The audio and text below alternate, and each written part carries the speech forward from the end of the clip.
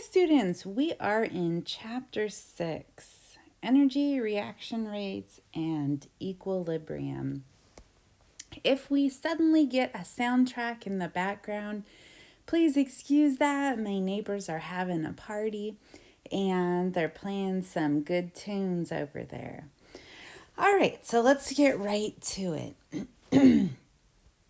So, in the last chapter, we talked about types of reactions and balancing equations, and a couple of times I mentioned that along with seeing the compounds that we produce during our reactions, we'll see energy or a big E, which stands for energy or heat or light, written as a product. So it's saying that along with those molecules CO2 and H2O, you're producing some kind of energy with this reaction. Now, what is energy? Well, that's the capacity to do work. And we tend to divide energy into two different groups, kinetic and potential. And that brings us to the next slide, which describes kinetic energy. And kinetic energy is the energy of motion. So something has to be moving in order for us to classify it as kinetic energy. And kinetic energy can be split into different groups too. So the first one on the list is mechanical energy. And when we're talking about mechanical energy, we tend to talk about the motion of large objects. So macro is the opposite of micro. Macro means large. So like cars or planes or baseballs. And if you go on to take physics, what you'll learn is kinetic energy is equal to 1/2 of the mass of whatever you're talking about times the velocity squared. Now, the velocity isn't anything magical, it's just a speed with a direction.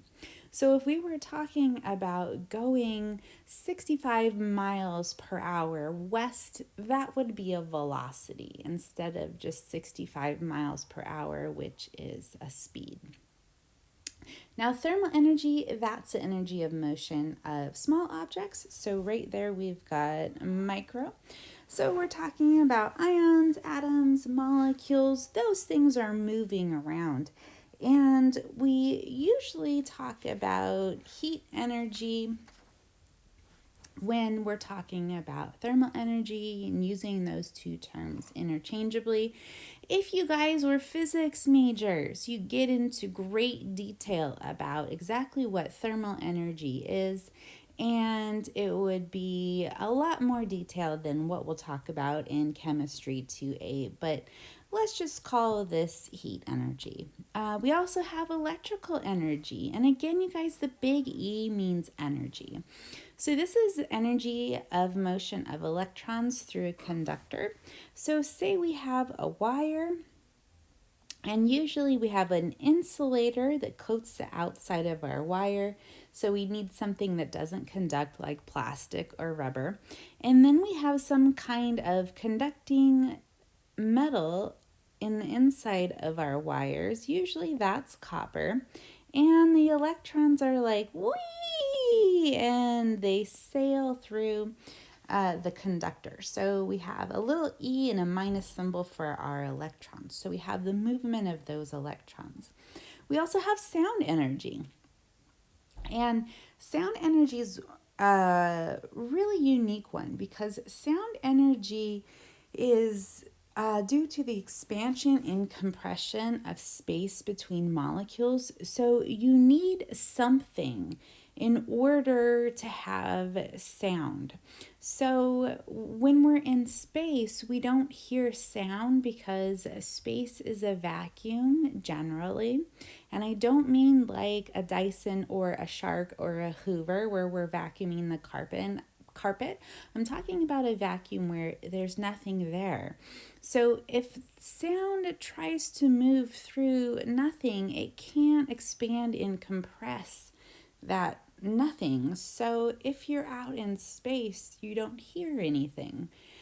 which is really interesting. And if we think about how we hear things differently when we're standing on the ground and sound energy is moving through the air versus when we're in a pool and we go under the water. And when you're kids, most of us play the game where your cousin or your friend says, I'm going to say something, and you got to guess what I'm saying, and you guys are underwater, and all you hear is, wah, wah, wah, wah, wah, wah. Well, that's because the sound energy is moving through the water molecules, and it moves through them and expands and compresses the water molecules different than it expands and compresses the air molecules. So that's why we hear the sound differently.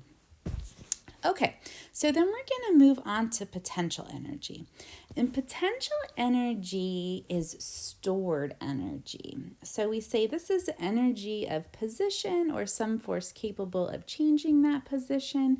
And like kinetic energy, we have a few different examples of potential energy. And the first one on the slide is gravitational potential energy. So if we look over at the picture, over here, we see that we've got a boulder on top of that mountain, and we say that that boulder has a lot of gravitational potential energy. And if you take physics, you'll learn that gravitational potential energy is equal to mgh. And m, again, is the mass. So that corresponds with what we learned for kinetic energy, that m is mass. And h is the height. And it's a height above wherever we choose to be the 0 point. So right here, if we choose the middle of this boulder, if this is the lowest point down here, we'll call that the height. And g, right in the middle of m and h there, that is the acceleration due to gravity. Now, the acceleration due to gravity is 9.8 meters per second squared, and that sounds really strange. Like we have seconds and they're squared, so we're multiplying seconds times seconds, and that's in the denominator too. That looks really weird, but don't worry about that because I'm not going to ask you to calculate with that. You'll have to wait till physics to have that kind of fun. So again, 9.8 meters per second squared, and that's on the surface of the Earth. Now, if you take introductory physics, the 9.8 might be rounded up to 10, so you'll see that also. And you'll also do a lot of calculations with it, like I said, we won't do here. Okay, so moving on to this next slide right here, this puts potential energy and kinetic energy together. And at the very top, when we're up here, when the boulder is just sitting there, it's not moving at all. So that means there can't be any kinetic energy there because kinetic energy is the energy of motion. And right here we have the maximum potential energy that we can possibly have because potential energy is equal to the mass times the acceleration of gravity, which is 9.8 meters per second squared, times the height. And when we're right here, the height is the maximum value. So if you have the biggest value possible right there, that's where you're going to have your maximum potential energy. So that's 100% potential energy right there. Then along comes somebody or an earthquake and pushes that boulder over the cliff. And it starts rolling. So that means that now we're going to have some kinetic energy there. So if it's halfway down, what we have is 50% of the kinetic energy that we're going to have, and we're going to have 50% of the potential energy because now right here, the height is about half of what it was right here. So this value right here gets cut in half. So we have 50% of the potential energy. The mass of the boulder is the same and the acceleration due to gravity is the same.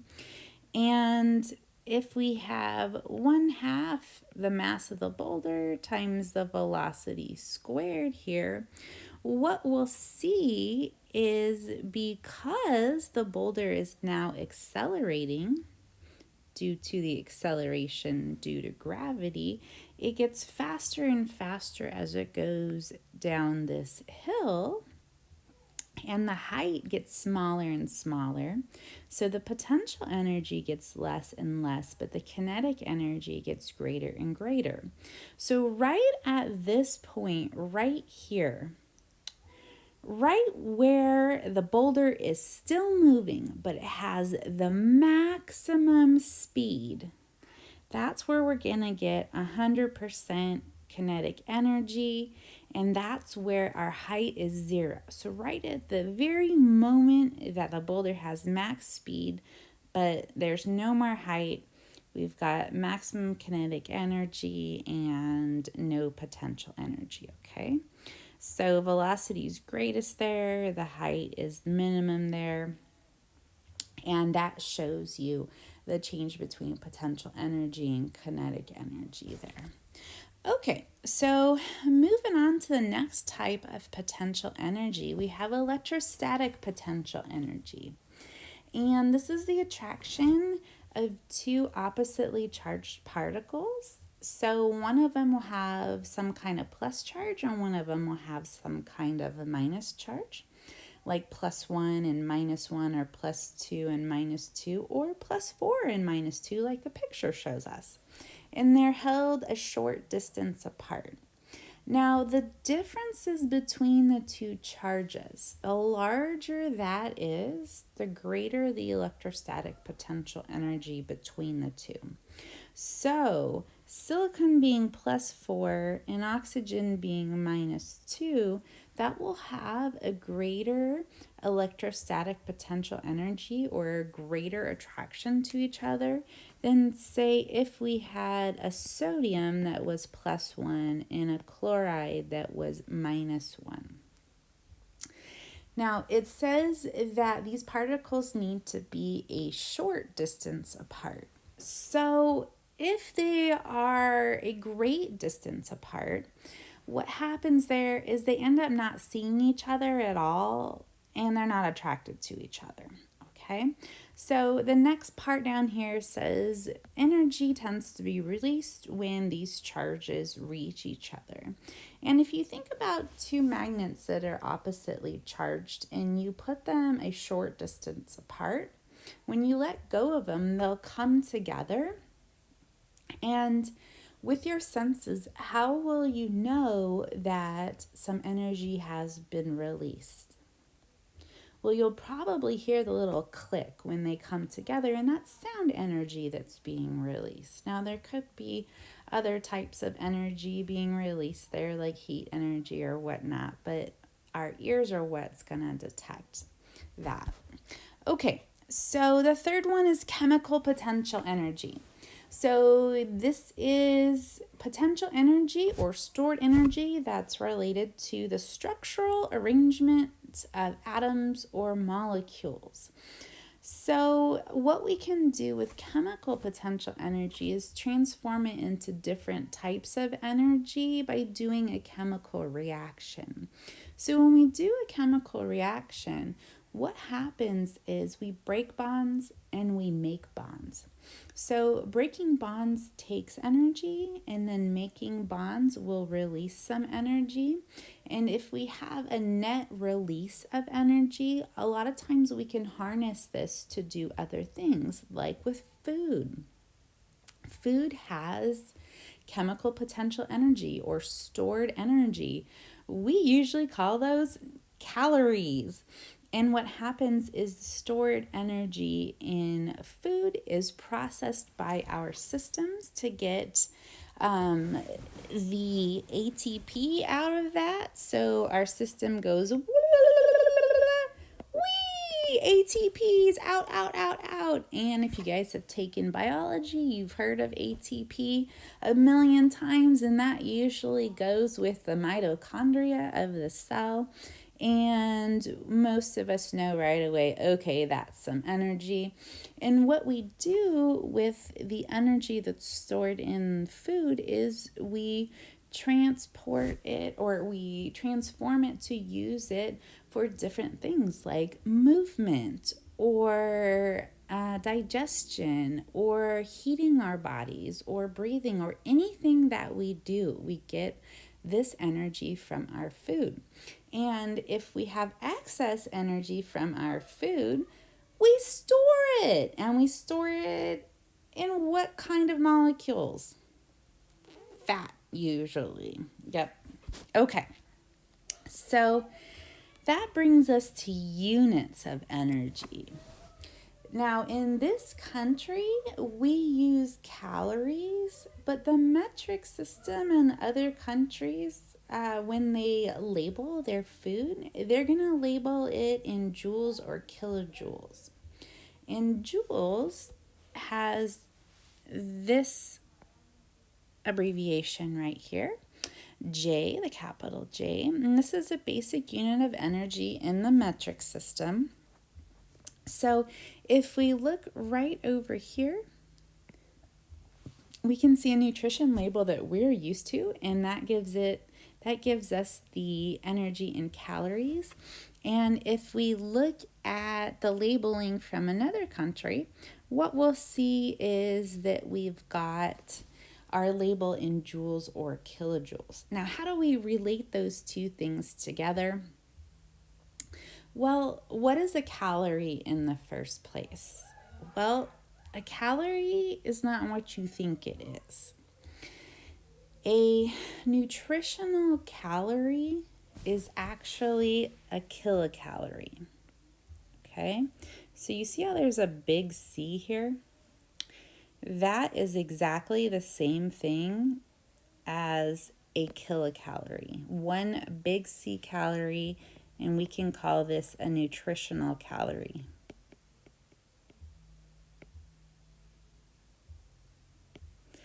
Now, a calorie with a small c, that is 1,000. Sorry, we have 1,000 of those for every kilocalorie, or for every nutritional calorie, or we call that a big C calorie. And what a little calorie is right here. A little calorie is the energy that's required to raise the temp of 1 gram of water by 1 degree Celsius. And using the density of water, we know that 1 gram of water is the same thing as 1 milliliter of water. So if we have a milliliter of water and we want to raise the temperature from, say, 18 degrees Celsius to 19 degrees Celsius, that is going to take 1 calorie of energy, 1 small c, okay? So again, right here, big C calorie, that's a kilocalorie, food calorie, or nutritional calorie, and that is equal to 1,000 small c calories. Now that brings us to joules. So if you look up here, you can see that the relationship between small c calories is 1 calorie for every 4.184 joules. That's the relationship right there.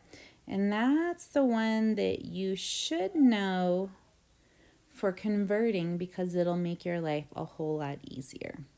Now, joules work like everything else in the metric system, where if we have 1,000 joules, we've got 1 kilojoule. Now, what is a joule? Well, this is 1 kilogram times meter squared per second squared, and that is very strange. And I put that there just so you guys have seen it before. If you guys go on to physics, you'll use calculations using that, but I won't make you guys do that in here. So you've seen it now. But what you need to know is that for 1,000 joules, you have a kilojoule. And if you have 4.184 joules, you have a small c calorie. And if you have 1,000 small c calories, you've got 1 kilocalorie, and that's equal to 1 food calorie. Okay, so how many kilocalories or how many big C calories do we have for different nutritional components? Well, if we look right here at this chart, we can see that fat has 9 kilocalories or 9 food calories per gram. So if you have 1 gram of fat, how many big C calories do you have? 9. If you have 1 gram of protein, you have how many kilocalories? 4. You have how many food calories? 4, because remember, food calories is the same as a kilocalorie. And carbohydrates, they are also 4 kilocalories or 4 food calories per gram. So you guys can see with fat being 9 calories per gram, big C calories, and proteins and carbohydrates being 4 big C calories per gram, why we have the low fat craze in the 90s. Because doctors and nutritionists thought, well, fats are more than double the calories per gram as proteins and carbohydrates are. So let's just cut all the fats out of our diet and then we'll tackle obesity. And you guys know that that didn't work because we went into the low carbohydrate craze, because with the low fat craze, everybody just ate a bunch of bread and that didn't work for our diets. So yeah, that's where we got the low carb craze. There was a low protein craze way back. I believe this was the turn of the last century in 1900, 1910s, 1920s with some guy named Mr. Kellogg. And he believed that proteins weren't good for our health. And so he put people on vegetarian diets and he had them eating a lot of cereals. And he believed that that was good for their health. Now, what we have to remember is that back then the cereals are not the cereals of today. It was not Lucky Charms and Cocoa Puffs with tons of processed stuff in there and a bunch of sugar. It was very low processed stuff that had a lot of fiber in it that was better for our gut. But anyways, I digress. Okay, so let's go ahead and go to this slide right here and do some problems.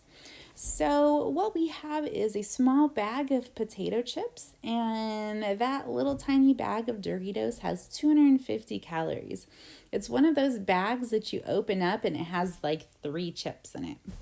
And we want to know what 250 big C calories is in small c calories, in joules, and in kilojoules. So what we do first is we write down our what? Our given. So we go ahead and we write 250 big C calories, and we need to convert that to little c calories. So we go ahead and we do some dimensional analysis. And we want to get rid of our big C calories, and we want to go to little c calories. And we know that for every 1 big C calorie, which is exactly the same as what? A kilocalorie, we've got how many little c calories? We've got 1,000. So we cancel out the big C calories, and we have 250 times 1,000, which gives us 250,000.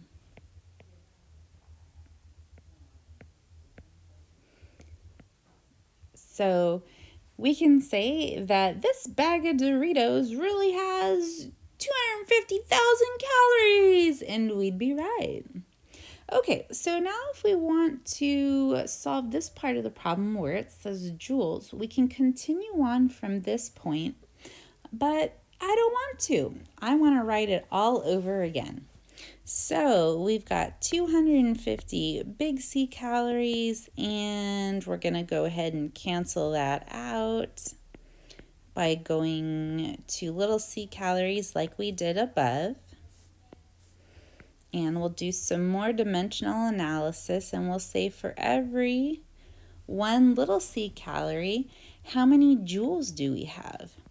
And we had that on the last slide right here, 4.184 joules. So we have 4.184 joules for every 1 small c calorie. And if you guys go ahead and do that on your calculator, you're going to get 1046000 joules. And then we have to keep in mind our sig figs. Now, how many sig figs do we have in 250? We have 2. If I wanted there to be 3, I would have to put a point right there to indicate that that 0 is significant.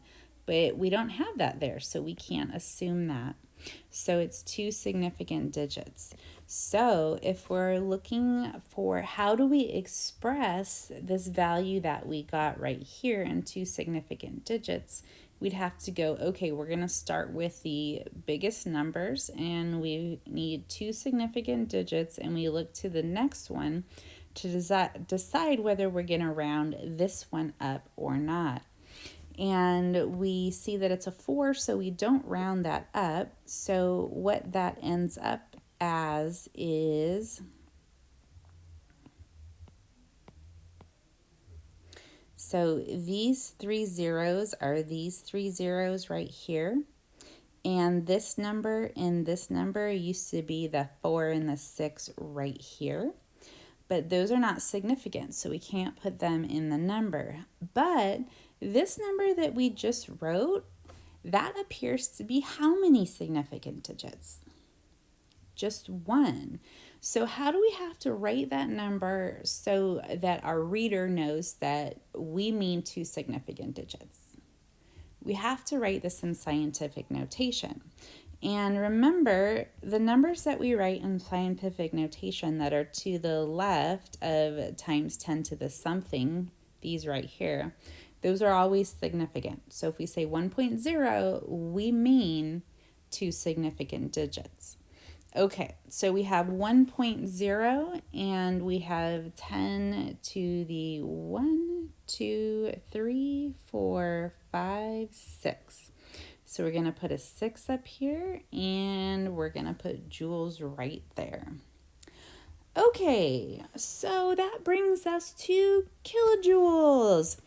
So we could start off from the end here, or we could do it all again, and I'm going to do it all again because I'm a glutton for punishment. And I want you guys to see some more dimensional analysis and see that it's exactly the same as before, except we have to add one more conversion factor in there, and that is going from joules to what? Kilojoules. Okay, which one, joules or kilojoules, is the bigger unit? Kilojoules. That one is the larger one. So we're going to put the 1 next to that one, and we're going to ask ourselves, how many joules can we shove into a kilojoule? 1,000. Okay, so joules cancel out, and we take this number up here, and we divide it by 1,000. And that's going to give us 1.0 times 10 to the what? Times 10 to the third. 1,000 has 3 zeros in it, so it makes sense that the 6 turns into a 3. And if you guys need to check my math on your calculator, now is a good time to practice doing exponents on your calculator. Okay, now what is my unit on this? Kilojoule. And we can't forget that because we want all our points. All right, so that completes number 1, and now we have number 2. It says if a small grilled chicken breast has 2.5 grams of fat, 23 grams of protein, and 2 grams of carbohydrate, approximately how many food calories does it contain? Okay, so let's start with what we're given. We have 2.5 grams of fat. And we want to get rid of grams and get to food calories. And this little chart up here has provided us with that information. The chart says that there are 9 kilocalories or 9 food calories or 9 big C calories per every 1 gram. So we can put 1 gram of fat on the bottom and we can put 9 calories on the top. And if we do 2.5 times 9, we're getting 22.5 calories. And we are going to round that to 23 calories because we've got 2 sig figs here. And I'm going to assume that that is exact right there, and that is exact because I was trying to look that up on the internet and I couldn't find any information for additional significant digits on there. So there might be, but for our class and for our problem, we're going to assume exact numbers there, okay? Again, I said I could be wrong. I just couldn't find that information in our book or on the internet. So if someone wants to email me that it's actually 8.9125345, yay! Thank you for that information. I'll use it for my class next semester. Okay, and then we have to add to that the calories from our 23 grams of protein. And the chart tells us that for every gram of protein, we have how many calories? We have 4. So we have 4 calories there. And 4 times 23 is 92 calories. And then for our carbohydrate, we have 2 grams of carbs in that chicken breast. And for every gram of carbohydrate, how many calories do we have? We have 4. And 2 times 4, that's a really hard one, super difficult. We have to use like calculus 1 million to get that. That's 8 calories. And if we do 23 plus 92 plus 8, what we will get is 123 calories or kilocalories or big C calories for our tiny little chicken breast. It was probably organic because the regular ones are the size of turkey breasts these days. Like they're like weird bionic chicken. Okay, so you guys, that is the end of this lecture. When we come back, we will talk again about energy in terms of breaking bonds and making bonds. And I will see you soon. Bye-bye.